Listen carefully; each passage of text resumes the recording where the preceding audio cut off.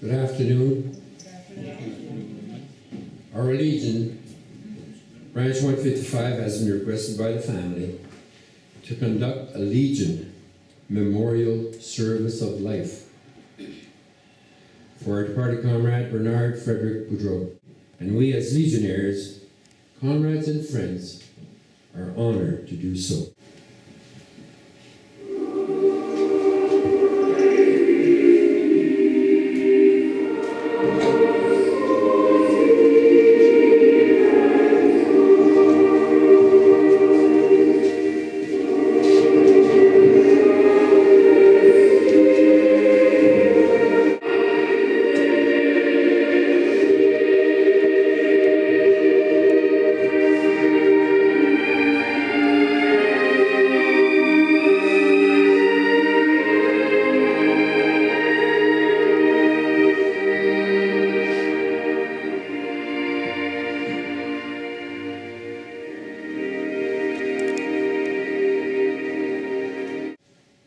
Legionnaires, remembering our solemn obligation, may we ever pray, Lord God of hosts, be with us yet, lest we forget, lest we forget. And now I would call on Kevin Surratt to come and say a few words. On behalf of Myrtle, Sharon, Bernard, David, Denise, and Karen, and their spouses and children, I'd like to thank you all for coming today and to help us celebrate Bernard's life. I'm sure that he's looking down on us and is happy to see all of you here.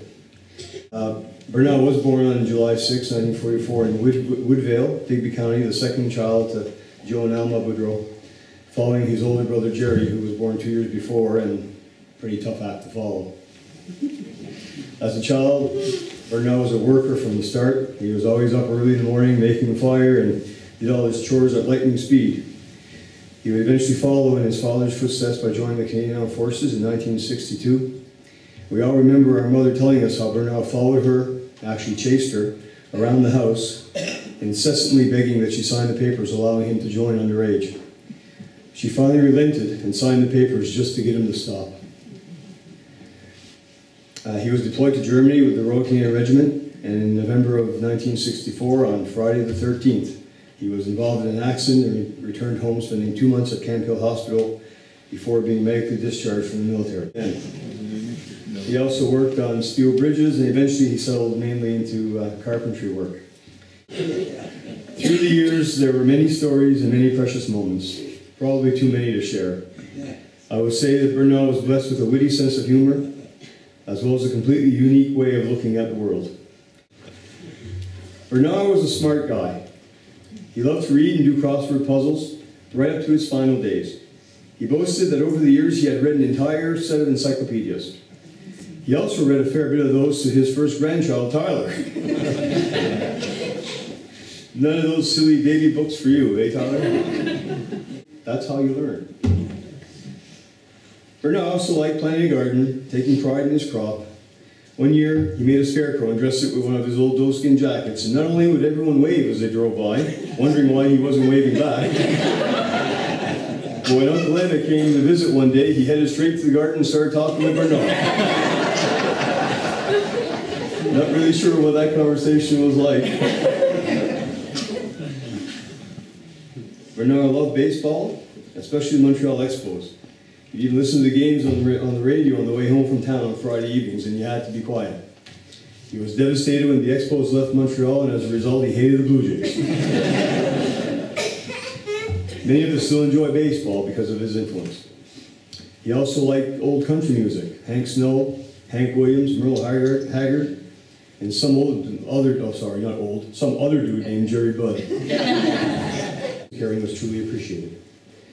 Thank you as well to the Legion, Branch 155, the Ladies Auxiliary, not only their efforts, but their kind words and efforts today, but for welcoming Bernard into their community as well.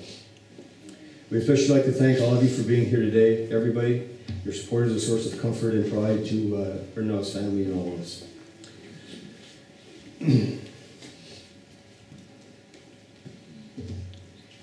Bernard once told me as I was preparing to leave for university that I should just go, do what I had to do my best, and come back when I was done. In hindsight, Seems to me like that was a pretty good piece of advice. Thank you.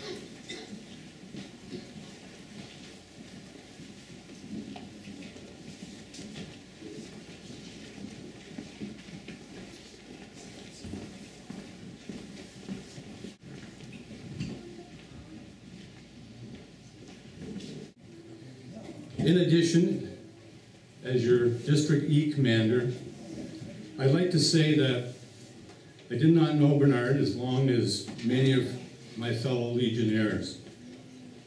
I have, however, enjoyed my travels with him to district meetings and my past association with him as president of this branch. Bernard, you will be missed by all of us, but never forgotten. Thank you for your service to your country, your branch, and your community. Thank you.